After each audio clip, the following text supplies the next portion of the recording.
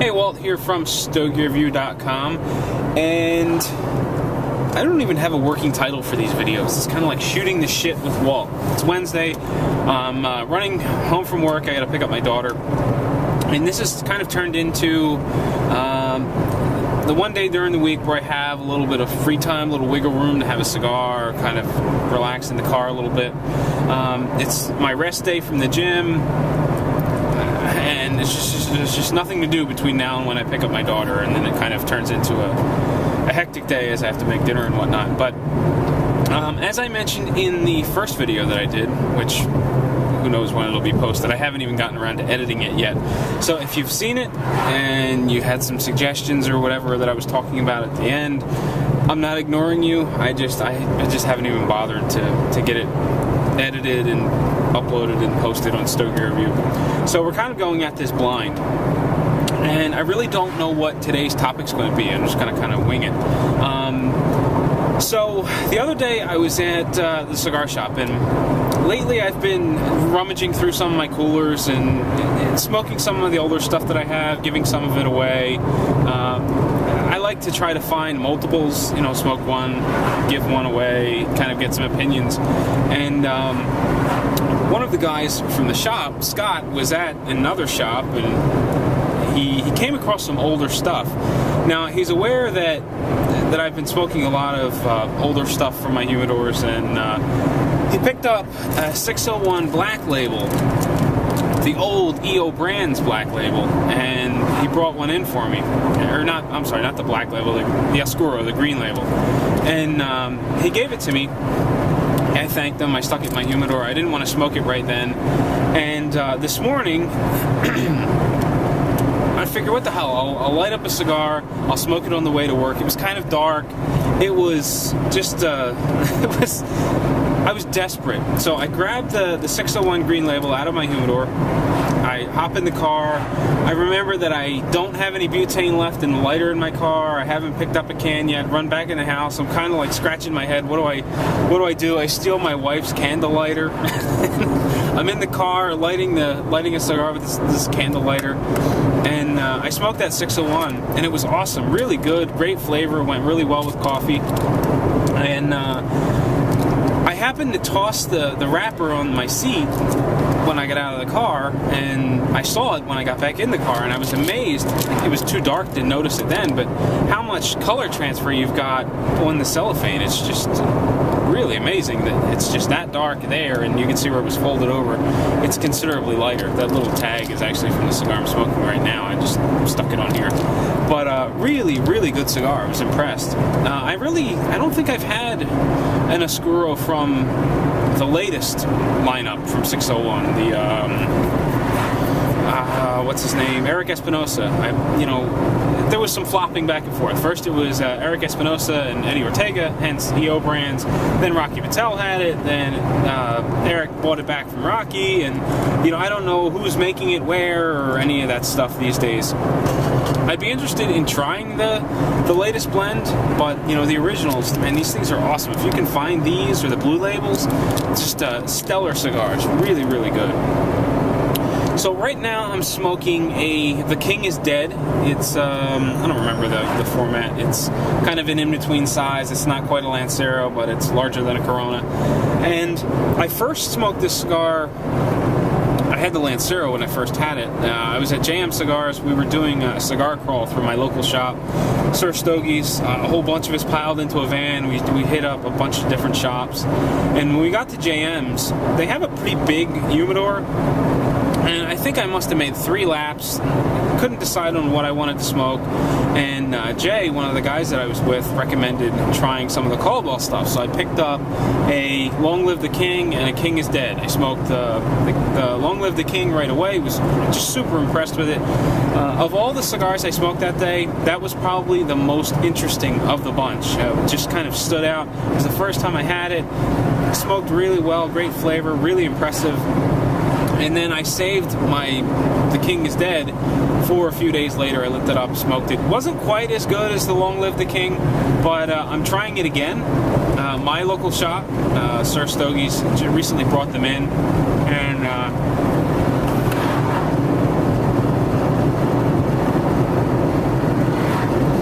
so it gives me the opportunity to smoke them a little bit more often. They're not cheap. I think this one's like $9.50, $9.60, something like that. Long Live the King is more or less in the same wheelhouse as far as price goes.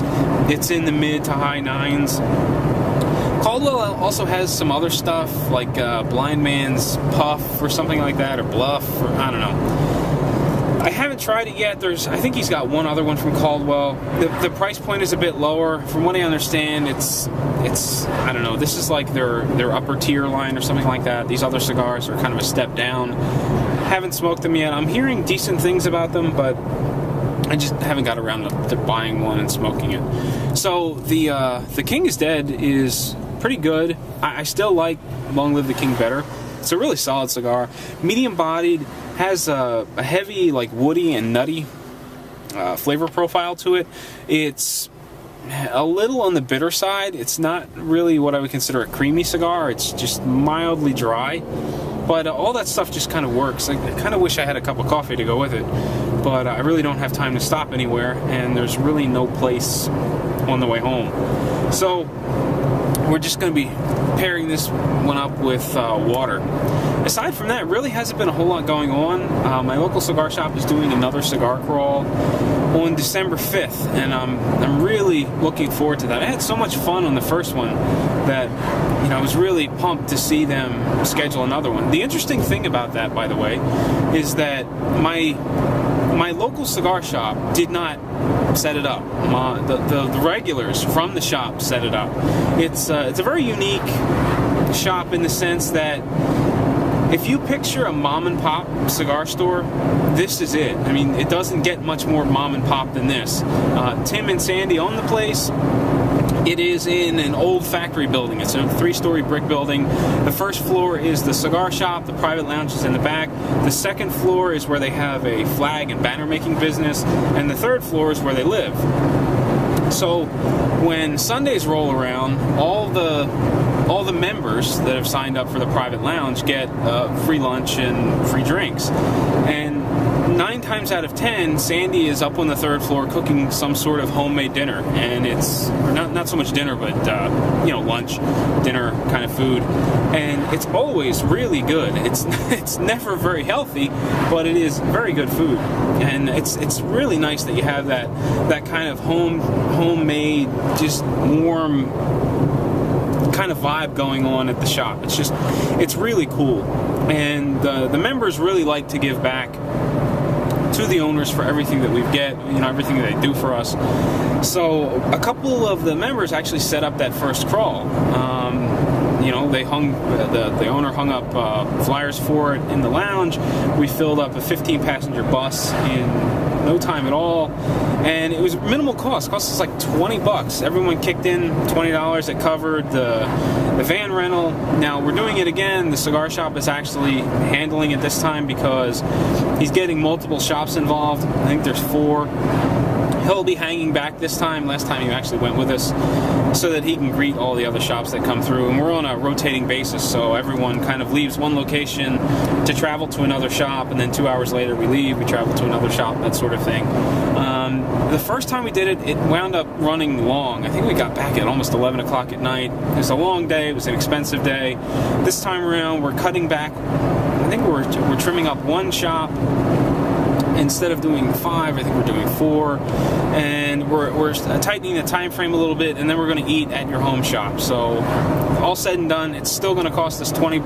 The shop owner's not trying to pad the bill and make any money off the crawl. He's just hoping for an increase in sales, which should happen when you've got multiple shops coming through. But really looking forward to that. We're hitting a variety of shops. We're doing 4. 2 of the shops I've never been to before. 1 shop is my second favorite shop. The home shop is my favorite shop. So it should be a good day any way you slice it. Good fun, good selection, good food, all that. And killer price. While the crawl itself will be inexpensive, I have a feeling it's going to be a very expensive day. As it sounds like all the different shops are setting up a retailer to come in and run specials, so it could be a very expensive day by the time it's all said and done. I'm maybe maybe halfway home, and I'm kind of running out of things to talk about. So we're just going to kind of wing it. And I mentioned it earlier that today was a rest day for me. I've been making changes in my life as far as living a healthy lifestyle goes. I've been working out consistently, anywhere from 3 to 6 days a week, depending on what I'm into at this given time. For a while, I was doing a program called Starting Strength, which was it's a book from Mark Ripito. He's a strength coach, and I was making a lot of progress with it. It was a 3-day. It was basically you exercise 3 days a week.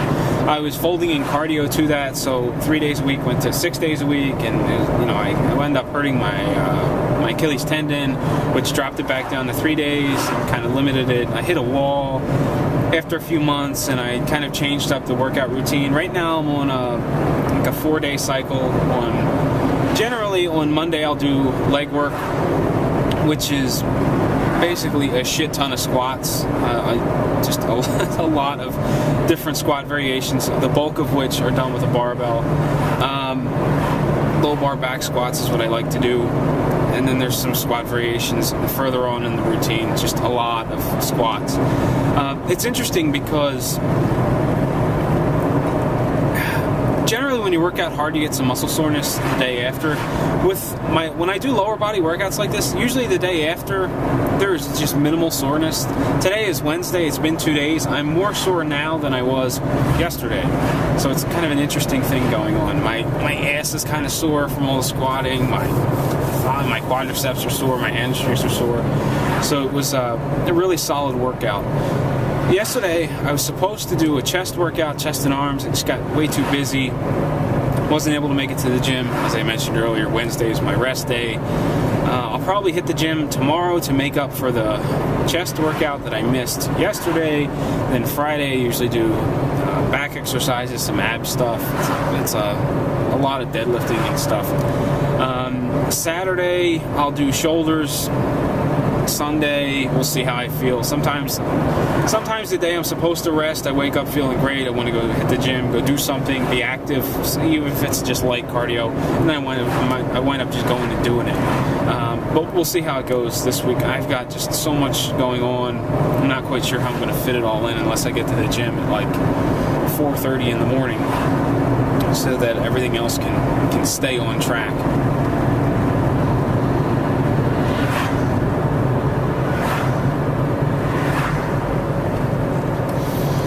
The gym stuff has been going really well. I want to say 3 months in, I was down about 30 pounds. It's been 6 months total since I started this whole thing. I'm down about 33 pounds, hovering anywhere between 30 and 35. My weight kind of fluctuates. I've been stuck in a plateau for the past 6 weeks, and I finally just said fuck it, and I'm just not worried about this weight loss thing anymore.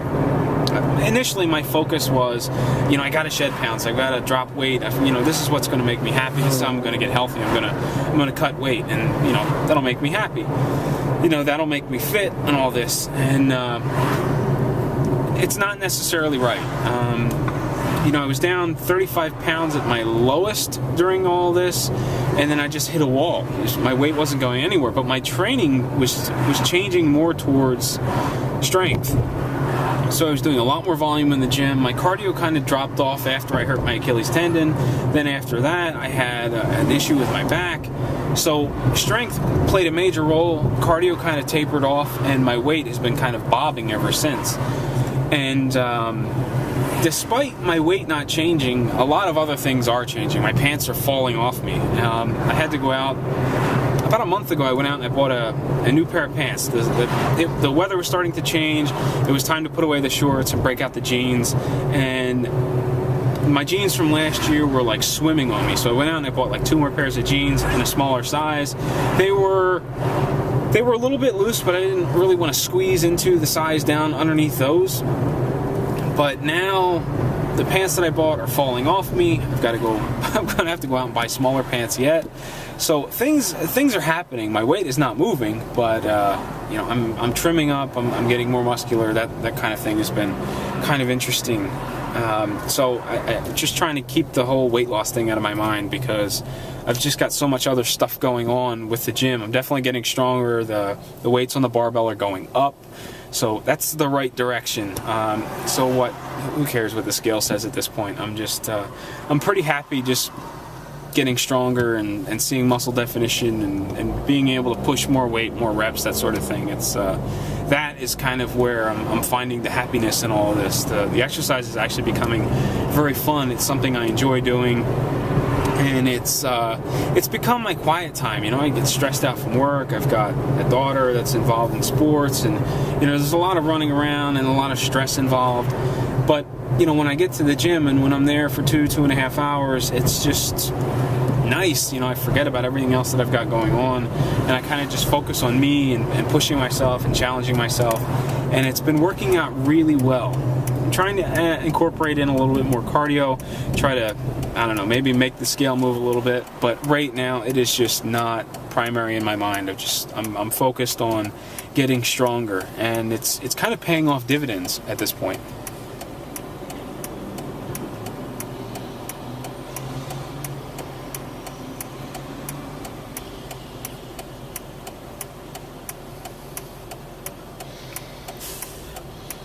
Well, I am completely out of things to talk about. So, since I'm about 2.5 miles away from home, might as well end the video here. So again, I said in the first video to head down to the comment section, tell me what you thought. Is this thing worth doing? Do you like it? Do you not like it? Because let's face it, the cigars are secondary. I'm just kind of shooting the shit. My own little therapy session here, and I'm kind of enjoying it. So if you like it, keep watching it. Post stuff in the comment section. If you don't, I don't know, don't say shit. Or you can tell me whatever in the comment section on StogieReview.com. I don't really pay a whole lot of attention to the YouTube stuff, mostly because it's on a separate account and I don't get alerts for it. And there's just some mean, trolling ass people out there. They're kind of crazy. I try to separate myself from that. Just some weird shit. We get people that... So anyway, we've been reviewing cigars on Stogie Review since like 2006 or 2007, and we'll get people that are still commenting on, you know, some of those very first reviews that we did, you know, bitching and complaining about something, and it's like, dude, do you not look at the date on the video from like 10 years ago and realize that yeah, we're I haven't even thought about that cigar or seen one in years and years, in almost a decade, and you're gonna comment on it, so and give me shit on top of that. So at any rate, leave a comment, tell me what you think. You want to hear more? I hear sirens. I'm gonna have to get out of the way if I can see where they're coming from. But at any rate, that's gonna do it. Thanks for watching, and I will catch you next time.